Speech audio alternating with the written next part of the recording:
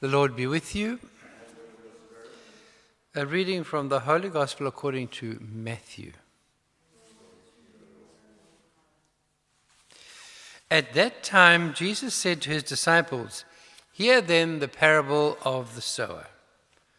When anyone hears the word of the kingdom and does not understand it, the evil one comes and snatches away what is sown in the heart. This is what was sown along the path. As for that was sown on a rocky ground, it is he who hears the word and immediately receives it with joy.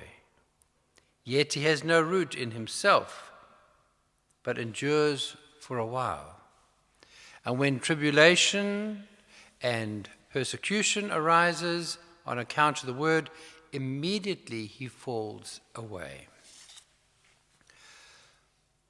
As for what was sown among thorns, it is he who hears the word, but the cares of the world and the delight in riches choke the word, and it proves unfruitful. As for what was sown on good soil, this is he who hears the word and understands it. He indeed bears fruit, and yields in one case 100-fold, in another 60, in another 30. The Gospel of the Lord.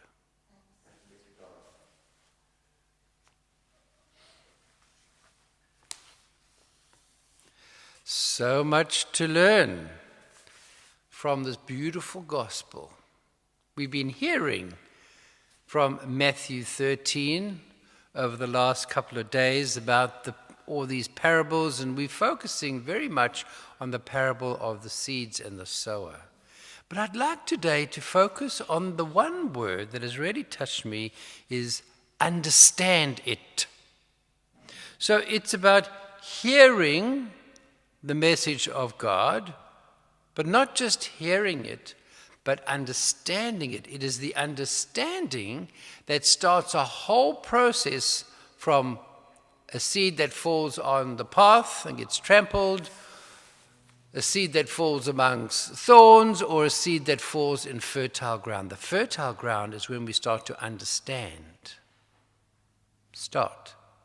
There are three processes that happen when the word is brought to us. We hear it with our minds, then with our hearts, and then with our souls. Understanding is the first part where it comes into our minds and we start to grapple with it in the very normal ways we do in everyday life. What is this? What's going on? Father David has got 2 kittens and they're very curious. And it's wonderful to see and to be reminded of how they see something for the first time. When they went into the garden, they saw worms. Total, absolute fascination and concentration on a worm that I hadn't seen, unless the cat had drawn my attention to it. But for the cat, it was the first time.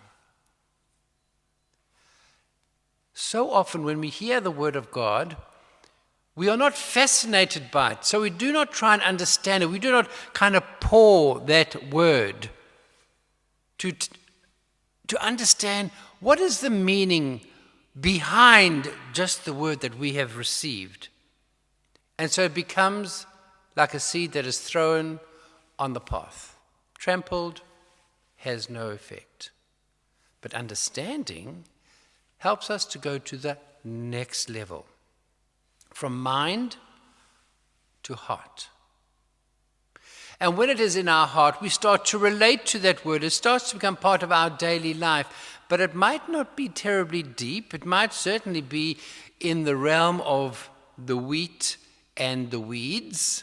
So we're still getting choked up by the things of the world and the desires of the world. And we all have those desires. Or Do we continue understanding it and living it and having a relationship with it so that it goes even deeper into our souls, the place where God dwells in purity and where we come and we allow ourselves into that sacred space? When we do that, then we've gone from being a seed from the path, the weeds, the rocky ground, and into fertile soil. And it is only really when we have understood the word and allowed it to become part of our relational life and into our soul life that the fruit really starts to bear. That's important for us. And we must be careful also that we are not looking at outside fruit like cars and money and wealth, but be looking at inside wealth, which is understanding of God, neighbor, and self, and that incredible peace that Jesus spoke about at Pentecost. Peace be with you. Chaos, yes, but that's heart stuff, head stuff. Soul is peace stuff. And as you know, from next week on, we're going to be doing a series of meditations and talking about meditations, not so much, well, we will be doing the practicing of meditation, but to try and understand it and to see the reason why it is so important. These readings help us. When we learn to meditate, we open the way for the seed to fall on the fertile soil that is within each one of us. So by understanding about meditation, by having a relationship with Jesus Christ, and then learning practices to open ourselves to understand and see the God within us, we start to bear 100, 60, and 30-fold, depending on the season, depending on who we are. So today, let us thank God for a beautiful moment to have for us, Mass, for yourself, a reflection where we can once again be brought close to God so that we know that our destiny is in God, not in the circumstances that we live in, but in God. Amen.